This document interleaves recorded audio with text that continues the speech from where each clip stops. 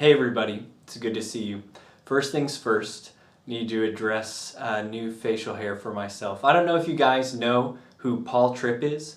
He's a biblical counselor, pastor, and the first time I saw Paul Tripp speak, I spent the first 20 minutes of the sermon wondering why he was wearing a fake mustache, because it was so huge on his face. It's like, there's no way this can be real. And I just want to address the fact that I have a mustache now. And for Halloween this year, I was Rod Kimball from the movie Hot Rod. If you haven't seen it, you probably should. But I probably shouldn't recommend it to you because it's kind of a dumb movie. Anyway, I have a mustache. Welcome to Men's Bible Study, Week 8. Glad to be here with you. I'm glad we made it to the end. Congratulations to you for making it this far. And that can sound kind of tongue-in-cheek or cliche to say, but really this is something worth congratulating yourself over. You worked through a large amount of curriculum to get to this point.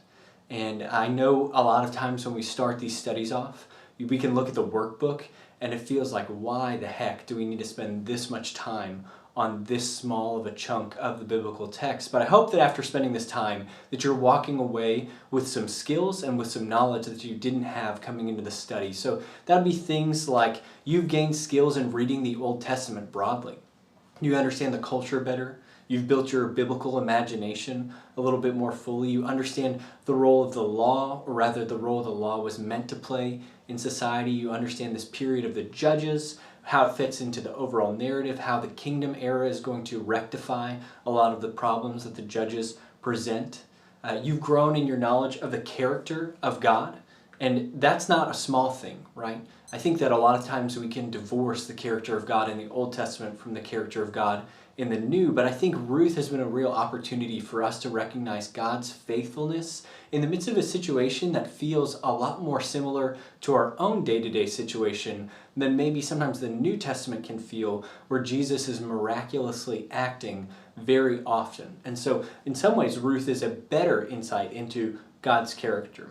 And then finally, we've seen how to live out Scripture. So every week we've been asking this question of what will we do in response to what we've read. And I hope this becomes a learned impulse, especially as you think back to week 1. I hope that here at week 8 you feel a little bit more comfortable in living out Scripture as a natural impulse to what you're studying, what you're reading. And so with all that being said, let's jump into week 8.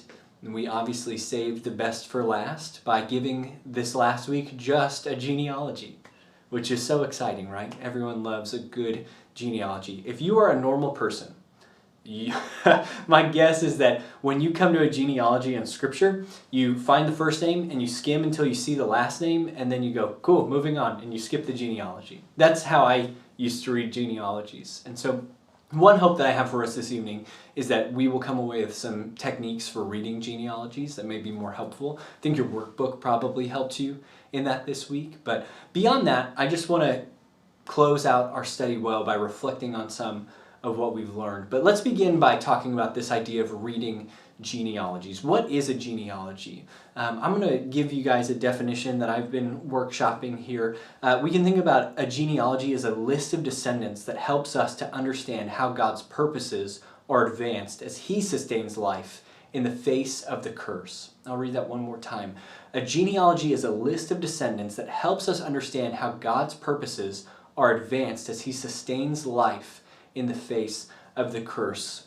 A few key things to point out in this definition. So the first is genealogy, very technically, is a list of descendants, but in our biblical context, it is a list of descendants in which God is ordering these people, and He is the one who's bringing life in the face of the effects of the fall.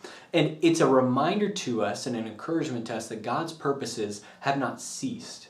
And that's really important, because if we pay attention to these biblical narratives, to these biblical stories, there are many times where if we're putting ourselves in the shoes of these characters, I think we would feel like God's purposes had ceased. Think about the beginning of the book of Ruth. The opening of chapter 1 is anything but hopeful, right? And so a genealogy is a reminder for us as a reader that God is doing something here in the midst of what can otherwise feel a little bit hopeless.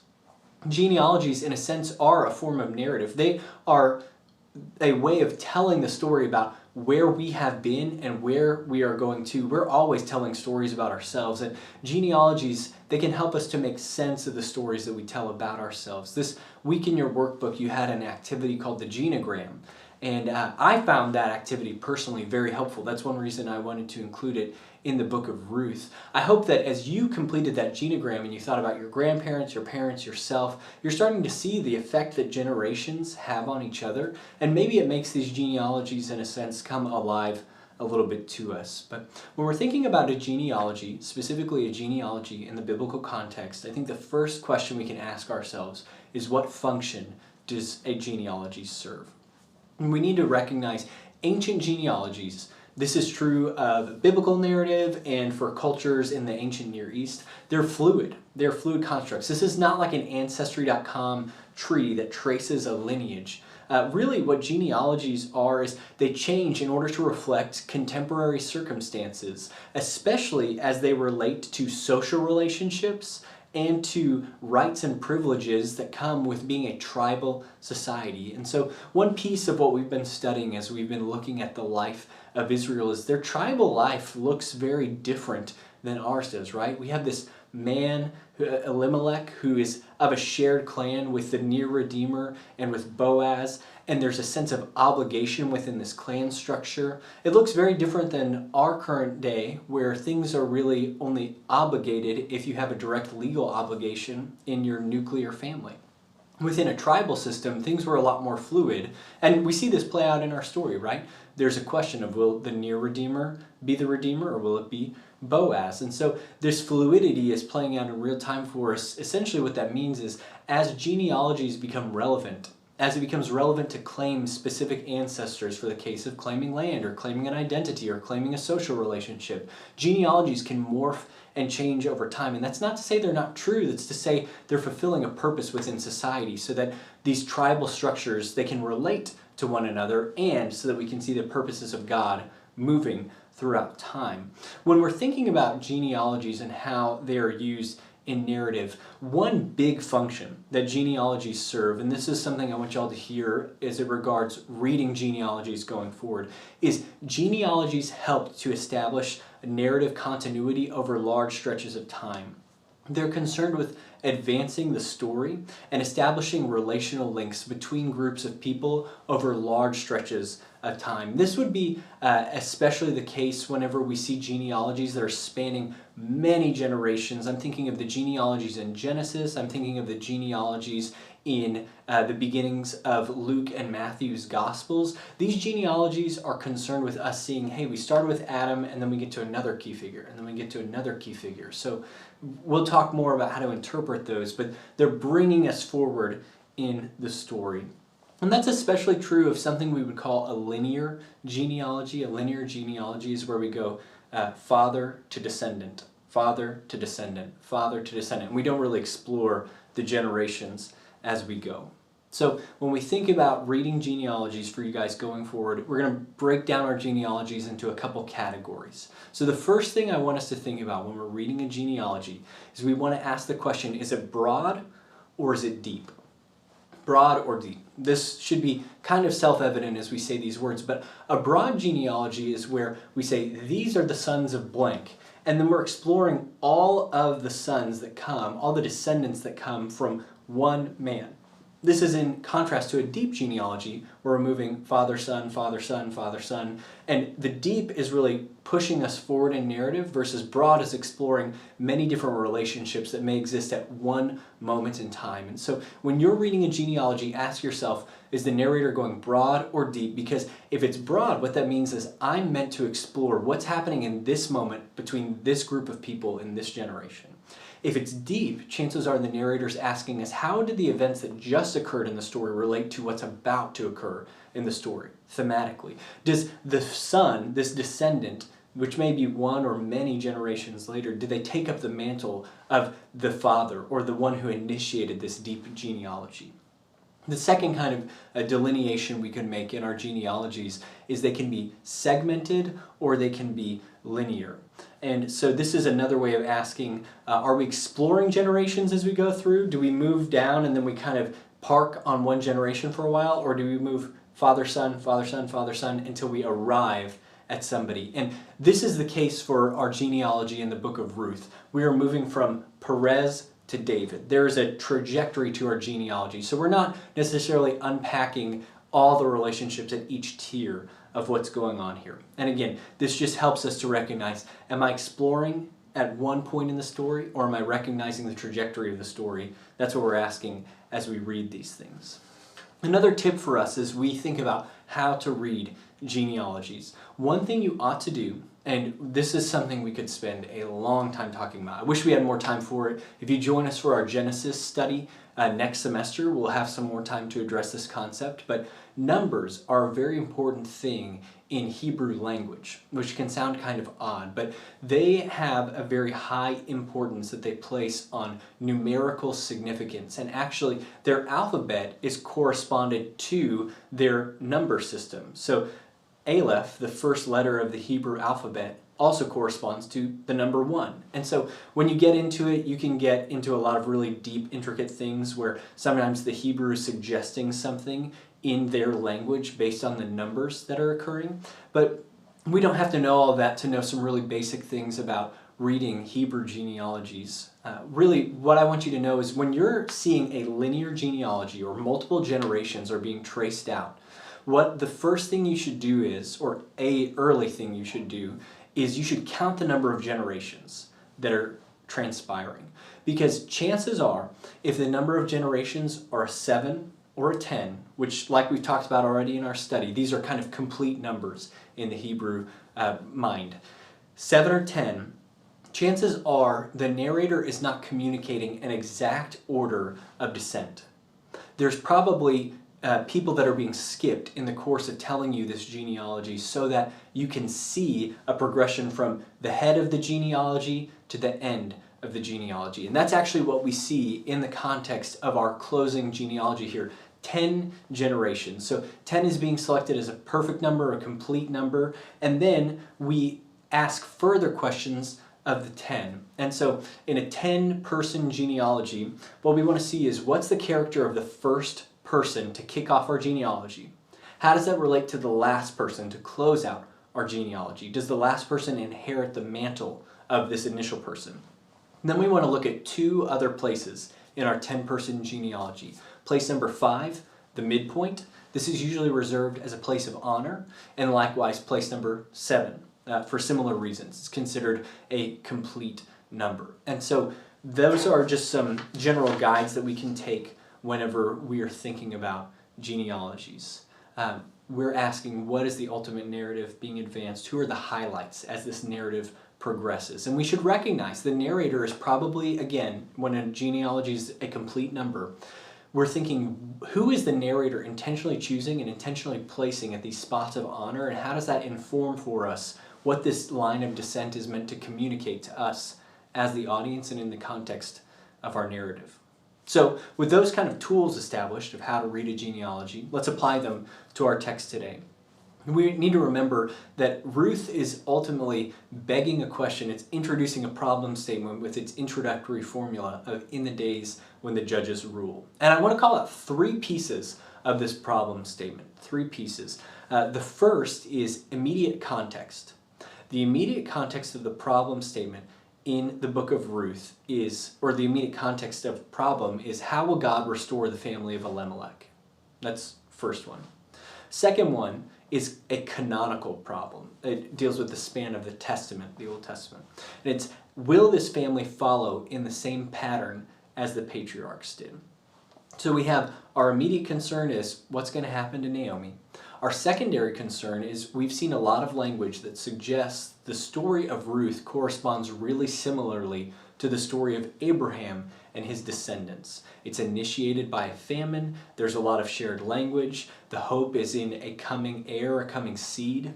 All these relationships are shared, yet we've seen where the story of the patriarchs takes us. It takes us to the era of the judges.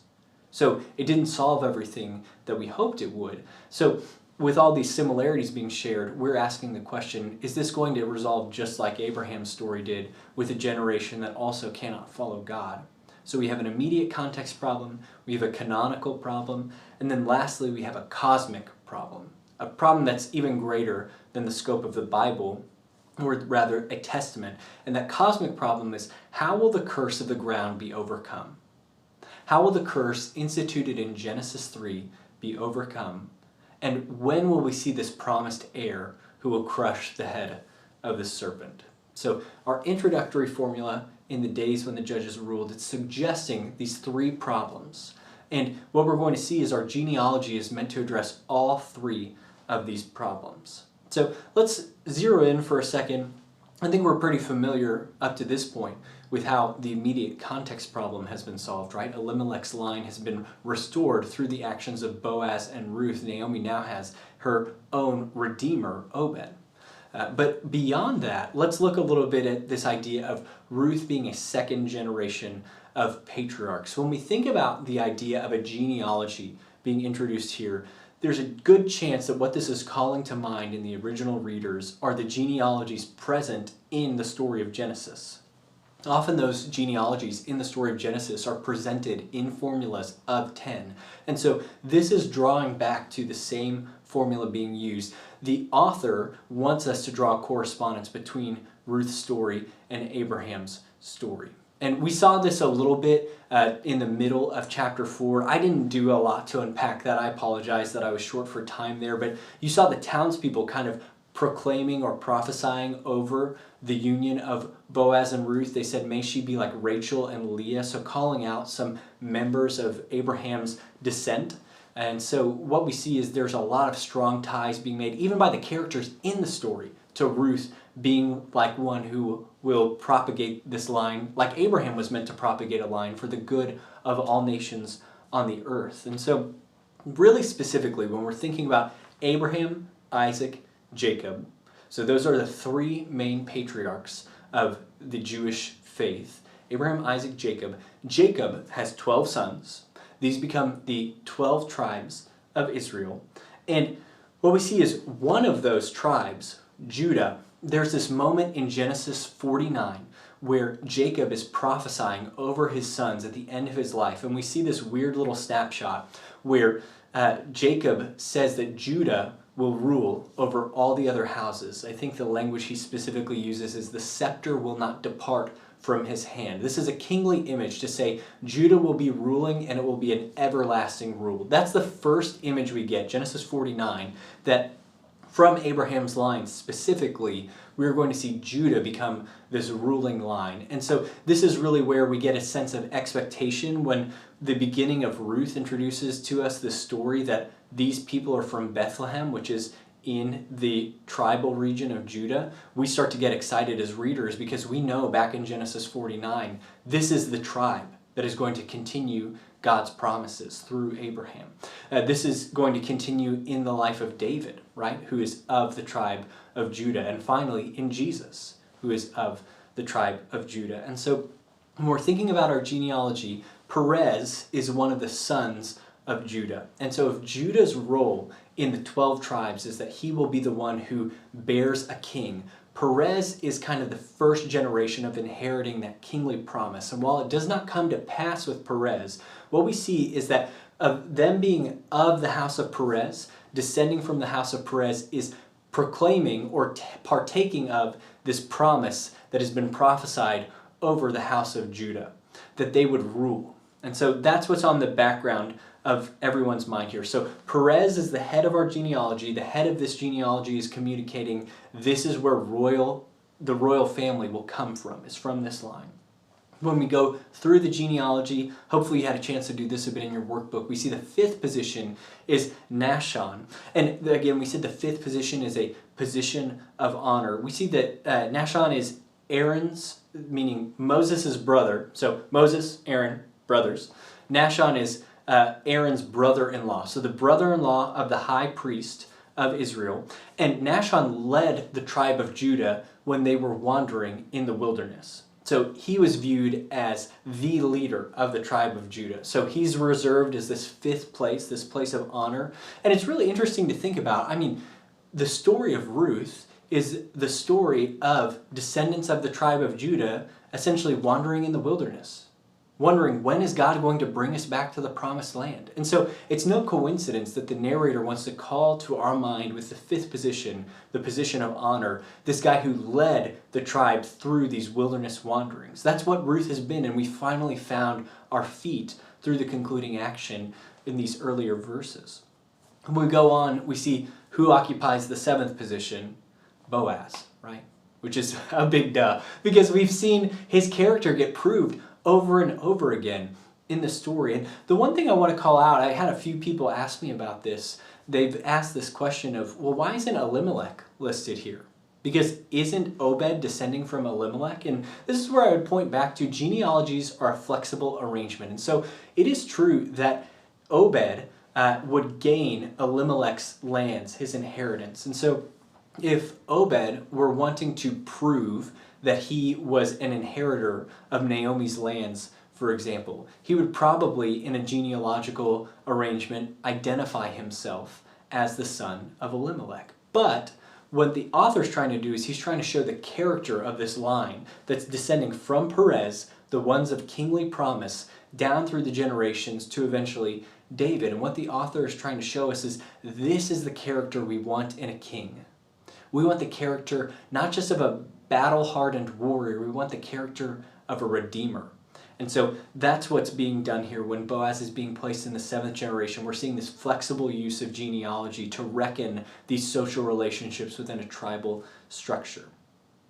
And one thing I want to call out here is there are two genealogies back to back. And this is a great example of you don't always read genealogies with the rules that I'm talking about, because at the very tail end of chapter 4, what we talked about last week, I believe Rob was teaching here and Kyle Porter was teaching our in-person sessions. The very conclusion of that, there's this little mini genealogy where we see Obed, Jesse, David, this small progression.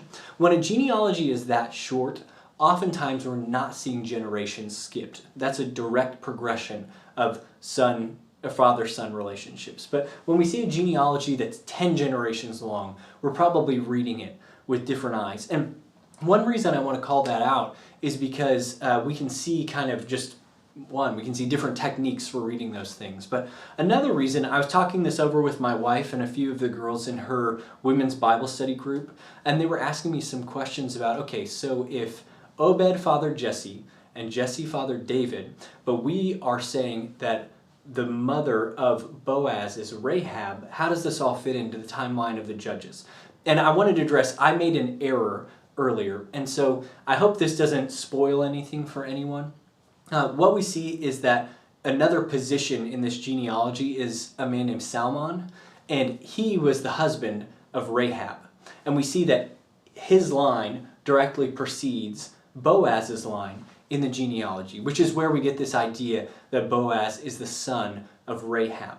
But going back and doing a little bit more digging on this, I realized that based on the progression of time, there actually is missing generations between Salmon and Boaz. And so what this means, and there's a cross-reference that I can point you to in First Chronicles if you need to see, because sometimes in Chronicles where they're tracing royal genealogies, they'll do it a little bit differently than what we see here in the 10-generation formula.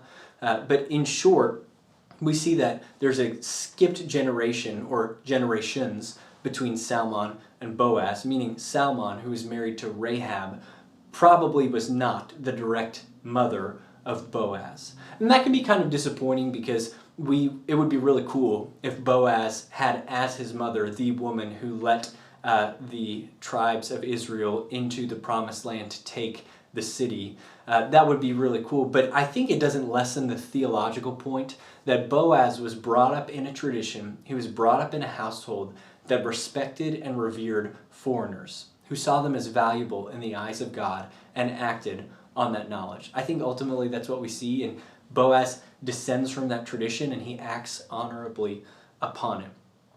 And finally, when we get to the end of our genealogy, we see David. David occupying this 10th spot. And really, as he occupies the 10th spot, what we see is that he inherits the promise of Perez. So he is going to be the descendant of Judah, the one that will rule over all.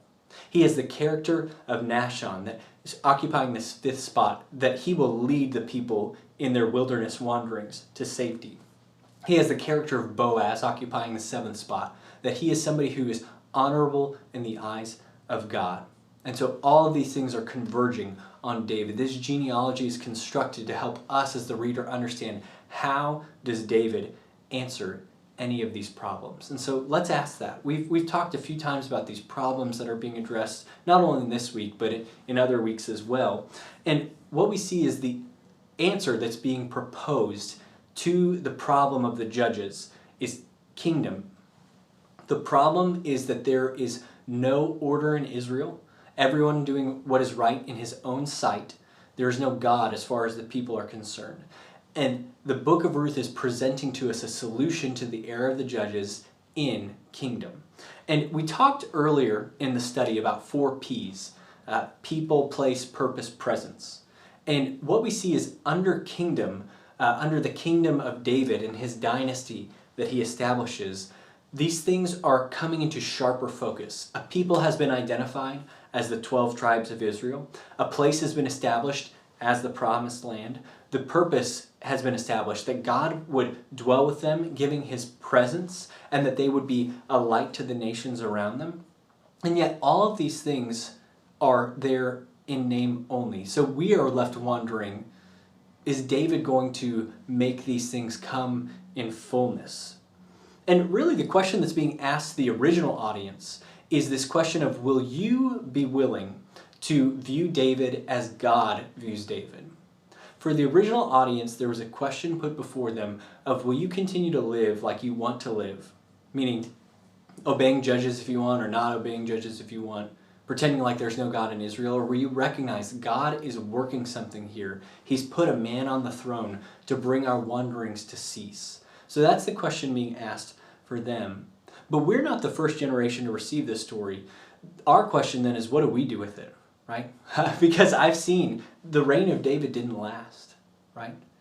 That he's no longer seated on the throne, nor is one of his descendants, unless we count Jesus, who's sitting on a heavenly throne. But in an earthly sense, right, there's no enthroned ancestor of David. The question being asked to us then is not a question of, will I heed David, but rather it's a question of, will I heed God's instructions on my own life? If we remember where we are in the historical period when the book of Ruth is being written, it's looking back multiple generations earlier to the days when the judges ruled, right? If I'm thinking the book of Ruth is written during the kingdom era in which David and Solomon were trying to legitimize their rule by putting before the people this idea that, hey, we didn't just land on the throne by accident. We didn't just claim it with military might. God put us here. Will you heed God? And this is the question we need to be asking ourselves. Are we willing to heed God and his instruction in our own life? And that can feel really ambiguous. I want to make it really plain for us. There are many things that we know we ought to do that we do not do. I know that I ought to read my Bible every day, not because I earn God's favor by doing it, but because I'm more closely aligned to who God is and how I ought to live when I read my Bible, and yet I don't do it every day. I ought to treat my wife with kindness and meekness and gentleness, and yet I don't always do it. I ought to discipline my kids in love and affection, and I ought to die to self to do things like playing gorilla on the floor even though my back hurts, and I don't always do that. Right? There are small, faithful steps that I can be taking every day, and yet I don't do them. And when I don't take those small, faithful steps that God has placed before me, what I'm doing in that moment is I'm saying to God, the life that you've given me to be faithful to is not good enough. I'm not going to obey it. In the same way that these people of Israel saw a king seated on the throne, and they said, I'm not bowing to that king. And so I don't know what it is for you. I don't know what it looks like, but I do know that it doesn't have to be something monumental. God is calling you to faithfulness, and the question that Ruth is begging of us is, for all of us, there is an era when the judges ruled. There was a time when each one of us said in our hearts, there is no God, so I will do what is right in my own sight. And the invitation of Ruth is that we would lay that down by recognizing that a king sits upon the heavenly throne. He has claim over my life and how I live. He has claim over your life and how you live. But the good news is that he doesn't have that claim and he doesn't hold it dogmatically. His yoke is easy and his burden is light. There's an invitation to come to Jesus, to lay down all that we would hold on to in our era of the judge's self, where we would say there is no God. We can lay that down and obey Jesus, recognizing that he is the true Lord of our life, and in that we enter into rest. That's the invitation of Ruth. It's a beautiful story. And so, in a sense, David closes out this problem. We've talked about 3 problems. So we said the problem of immediate context was the problem of Elimelech's line. How is this thing going to continue on? We've seen that in Obed. We've seen this canonical problem. How will the formula of the patriarchs differ? Will it differ this time? And really what we see is that in some substantial sense, the formula does differ, because we move from Abraham to this scattering of multiple tribes to a single defined dynasty through the lineage that Ruth provides. And it's interesting to see God provides this single dynasty through a foreign woman. There's an expectation in us that God is involving foreign nations, those outside of the people of Israel. So that solves our canonical problem. But what we see is our cosmic problem has not yet been solved in David specifically. There's this chapter in 2 Samuel 7 where David is receiving a word from the Lord, and the Lord essentially doubles down on his covenant that he's made to Abraham, to Moses, now to David. And in that covenant that God makes with David in 2 Samuel 7, he tells him that one of his descendants will reign forever. So even in David's immediate context, in his own day, he realized, based on what he heard from the Lord, I will not be the king that reigns forever, but somebody who comes from my line. And what we see, if we fast forward through the rest of the Old Testament stories, it's not going to be any king that sits on the throne of Israel as it's a nation. Instead, it's going to be a king that comes far after, who, like Obed, is born as a baby redeemer, this paradox that doesn't even make sense, right? That is Jesus, the one coming from the line of David, who, in a cosmic sense, will right all of the wrongs. And so, what I want to put before you guys in closing is Ruth is really a clear picture of the greater story being played out, right? At the very beginning of the biblical narrative, and in a cosmic sense, man dwelt with God. He dwelt with God in Eden, and Eden was the overlapping of heaven and earth, a place where heaven and earth met, and the goal, the vocation of man was that he would extend that same presence of heaven and earth meeting, God being physically present with us over the whole of the earth. But due to the curse of sin and man's rejection and rebellion, that was not the case. And so what we see is that we now live under the curse. But God, in his grace and his mercy, through advancing covenants, is calling us back. And we see all sorts of snapshots as we move through the biblical story of people who take up these roles, these mantles, these offices, to intercede on behalf of a people who do not deserve God, but God, in his mercy and his grace, invites them in anyway. And there starts to be these categories built out in the biblical imagination for 3 specific offices. One is the office of prophet, one who hears from God and calls the people to repent. The office of priest, one who intercedes on behalf of the people for the sins that they have committed. And the office of king, one who rules over the people to ensure that they will live by the law that God has given. And what we see is there are individual figures who do a really good job of filling one aspect of these things, but there's no figure who holds all 3 together at the same time until we get to Jesus. He's the prophet, he's the priest, he's the king, right? And he's the full embodiment of all 3 of those things. And when we think about Jesus in the context of our Ruth story, I finally get to say it. If you've been talking with me in person, you've probably heard me make this joke. Jesus is the better Boaz, right? And the reason I say that's a joke is because if you ever want to do a good Tim Keller impersonation, just say Jesus is the better blank and fill in that blank with any portion of the Bible anywhere, and it's probably true, right? Jesus is the better Boaz. He is. So Boaz was a redeemer, right? And if we remember back to what a redeemer is, that there's somebody who is out of their abundance purchasing the freedom of one who is in need. When we think about Jesus, there's criteria that a redeemer must fill. So a redeemer must have relation to the party in need, which Jesus has relation to us because he is fully man. He must be financially able to make repayment, which Jesus does because he's fully God. And the redeemer must be willing, right? And this was the problem of the near redeemer in the story of Ruth. He was not willing. But in Jesus, we see all three of these things. He's related to us. He's become acquainted with our sorrows and our grief because he's fully man. He's able to make a payment. He's able to atone for sin because he's fully God. And the amazing thing is he's willing to. When Jesus looks at you, he delights in you.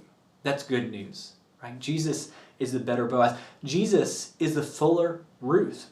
And what we see from Ruth is she's willing to pledge herself, even though she's not going to get anything in return. That's Jesus' posture towards us. Ruth puts herself as an intercessor, as a mediator between Boaz and Naomi. She ensures that Naomi's line will continue on.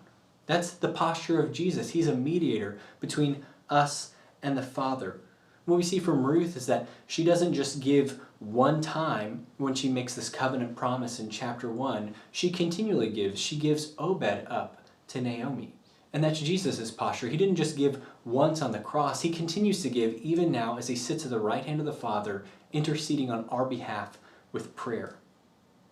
What we see when we think about the story of Ruth is that we see this idea of hesed love, steadfast love, which is characterizing or ought to characterize the life of the Christian. We've talked a few times now about Jesus' teaching on the Sermon on the Mount really is an embodiment of hesed love. You have heard it said, but I say to you.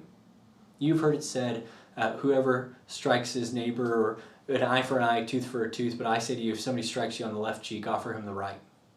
I just paraphrased that a little bit poorly, but we get the idea. Hesed love is a love that goes beyond what is expected, and we see that on display in the book of Ruth. And the good news for us is we don't have to live looking to the throne of David and wondering, do I have the strength for that? Because what Jesus tells us in John, in the upper room discourse, is that he is the vine and we are the branches. As long as we abide in him, we will bear much fruit. If we want the kind of love that Boaz and Ruth display throughout this text, what we are called to do is to abide in Jesus. We cannot do it of our own strength, but as we are connected to him, as we experience communion with him, we will be able to bear fruit that is not of our own doing, but is of God working through us.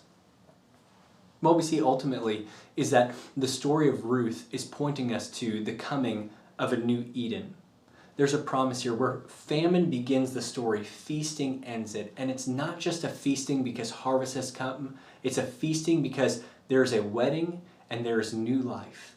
And you know what this is a foretaste of? It's a foretaste of the marriage supper of the Lamb in the book of Revelation. All of creation, all of our longing, all of our groaning is pointing forward to a coming feast that we will have with Jesus, where we as his bride, the church, will be wed to him.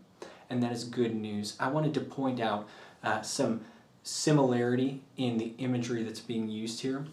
In the garden, we have an image of a tree, the tree of life. And that tree of life is forfeit upon sin entering the world. The rest of the biblical story, remembering that this is a book that is primarily addressed to an agrarian society, often has themes about the ground being difficult to get food from, and frankly, it just has a lot of farming analogies, right? At the very conclusion of the story, what we see in Revelation 22 is the tree of life is in the center of the new heavens and new earth, the new Jerusalem, right? And this tree of life is represented as bearing 12 kinds of fruit with leaves meant to bless the whole earth for healing. And the reason I want to call that to our attention is what's being symbolized in the tree of life with 12 kinds of fruit. It's saying that where we began with the 12 tribes, now we see the leaves are meant not just for the good of these 12 tribes, but for all on the earth. And that is the good news for us who are recipients of this, because if you are an average part of Mosaic's population, chances are you're not an ethnic Jew. It is good news for you, it's good news for me, that we are recipients of this promise, even though we are not part of the 12.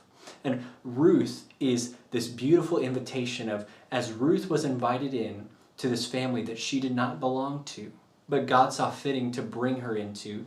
And really, he gives Ruth the ability to act in this remarkable way. So we have been invited into a family that we do not belong to, and we are being invited to act in a remarkable way so that God might be glorified. And so what I want to do in closing is I just want to challenge us to a few applications. And this won't feel like our Bible doing in the previous weeks. This is one of those things, if you remember all the way back to our very beginning, we talked about a couple of analogies. One was, we talked about this analogy of the right way to view a painting in a museum. And we talked about how some people, they read the plaque and then they look at the painting. Other people look at the painting. They may or may not read the plaque. You guys have spent enough time in the text where one thing I hope you'll do coming away from today is that you'll be able to look at the painting. You'll be able to interact directly with the biblical text with more confidence than what you had going in. And frankly, after the work you put in, I think you'll do a good job of interpreting the text. The other analogy we gave you was that reading Scripture is like water running over rocks. It forms it slowly over time. The change is almost imperceptible, but undeniable. Whereas studying Scripture is like digging wells. It's punching through the surface to get to the water that dwells beneath so that you might draw from it again and again. And when I'm thinking about the wells that you have drawn, these are some of the things that I'm thinking about. I want us to recognize the law is meant to be inspirational. Whereas people in the Old Testament community thought of the law as this thing that they might have to obey, Boaz and Ruth are looking for creative ways that they might exceed the law and honor its spirit, honor its heart, in order to redeem and bless those around them. And so I want us to be thinking as Christians who want to live out the spirit of Ruth. Don't think in terms of the bare minimum that we can do to not be sinning. Think about what are the creative expressions that we can live in so that God would be made much of. The second thing we saw throughout the story of Ruth was the nature of kin and covenant. Kin and covenant. Kin, this idea of I have a family structure, but covenant, that I can be bonded into a family structure through making a pledge. And what I want to put before us is Richardson, in our very comfortable suburban bubble, we probably focus a lot more on kinship relationships than we do on covenant relationships. But there are those around us who do not have the same blessings that our kinship relationships have afforded us. But they may be covenanted into our body, or God may want to covenant them into our body. And so I'm asking you to be mindful of who are the people who I may have covenant relationship to, or who I might one day have covenant relationship to if the Lord works through me to save them, and how might I live in a way that honors and loves those people. And then lastly, we've seen our three themes over and over again: steadfast love, God's provision in the ordinary, God's blessing in obedience and faithfulness. What would it look like for you to express steadfast love? What would it look like for you to believe that God is intimately arranging the details of your life so that you might have an opportunity to express that steadfast love? What would it mean if you believed that God blesses us, not necessarily through material wealth or possessions, because we see Boaz, he probably lost material wealth, but what would it look like if we believed that God blesses us when we obey him? And that's what I put before you. So go from this video back to your group to discuss this with the men around you. Guys, thank you so much for participating in our study. I pray it was a blessing to you. I hope the Lord has used it, and I hope to see you again in our next study. Thanks, y'all. Bye.